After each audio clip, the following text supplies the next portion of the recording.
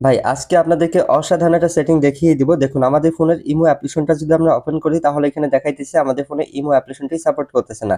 আর শুধু ইমো না, এখান থেকে যদি গ্যালারি অ্যাপ্লিকেশনটি ওপেন করি বা টিকটক অ্যাপ্লিকেশন যদি ওপেন করি, প্রত্যেকটা অ্যাপ্লিকেশনে কিন্তু একই সেটিং দেখাইতেছে। এই সেটিংটা ভাই আপনাদের ফোনেও অ্যাপ্লাই করে রাখতে পারবেন। এই সেটিংটি করার পরে আপনাদের মোবাইল যদি আপনাদের বন্ধুদের হাতে দেন, তারপরও আপনাদের ফোনের কোনো অ্যাপ্লিকেশন তারা ব্যবহার করতে পারবে না। ঠিক আছে? তো চলুন দেখিয়ে দিতেছি এই সেটিংটা আপনাদের ফোনে আপনারা কিভাবে করবেন। তো প্রথমেই চলে যাবেন আপনাদের ফোনের প্লে স্টোরে। যার পর ছোট্ট একটি অ্যাপ্লিকেশন ইনস্টল করতে হবে। এখানে সার্চ বারে লিখবেন অ্যাপ লক প্রো লিখে সার্চ দিলে এই ধরনের একটি অ্যাপ্লিকেশন চলে আসবে। এই অ্যাপ্লিকেশন লোগো এবং কি নামটা দেখে আপনারা ইনস্টল করে নেবেন। আপনাদের ফোনে ইনস্টল করার পর জাস্ট ওপেনে ক্লিক করবেন। তারপর এখানে একটি পিন নাম্বার সেট করতে বলবে। আপনার চাইলে 4 ডিজিটের পিন নাম্বার সেট করতে পারেন। তো উপর থেকে আমরা 4 ডিজিট করে নেব। তারপর এখান থেকে আপনাদের মন মতো আপনার একটা পিন নাম্বার দিবেন। দেওয়ার পর নিচের দিকে দেখবেন ক্রিয়েট বাটন দেখতে পারবেন। এখানে ক্লিক করবেন। আবারও সেম পিন নাম্বারটা দিবেন। দেওয়ার পর সেভ বাটনে ক্লিক করবেন। ক্লিক করার পর এখানে দুটি পারমিশন আপনাদেরকে অ্যালাউ করে দিতে হবে। তো আমরা পারমিশনগুলো দিয়ে দিতেছি। আপনারা হচ্ছে পারমিশনগুলো অ্যালাউ করে দিবেন।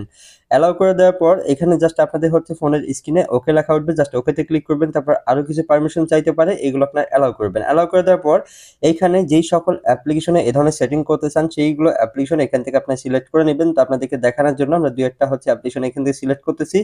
সিলেক্ট করার পর এখানে উপরের দিকে দেখবেন যে সেটিংস নামে একটা সেটিং আপনারা পেয়ে যাবেন। জাস্ট এখানে ক্লিক করতে হবে। আপনারা চাইলে সবগুলো অ্যাপ্লিকেশন সিলেক্ট করতে পারেন। তো আমরা ২-৩টা আপাতত করলাম। সেটিং এ ক্লিক করার পর এখানে দেখবেন অ্যাডভান্স নামে একটা সেটিং দেখতে পারবেন। এখানে ক্লিক করবেন। তারপর একটু উপরের দিকে স্ক্রল করে নিচের দিকে আসবেন। নিচের দিকে আসার পর ফেক ক্র্যাশ মেসেজ নামে একটা সেটিং দেখতে পারবেন। এই সেটিংটায় ক্লিক করবেন। তারপর এখানে দেখবেন এই সেটিংটা এখান থেকে অ্যালাউ করে দিবেন। অ্যালাউ করে দেওয়ার পর এখানে জাস্ট এই যে উপরে যে সেটিংটা আছে এটা আপনারা সিলেক্ট করবেন। সিলেক্ট করার পর এখানে নিচের দিকে সেভ বাটন পেয়ে যাবেন।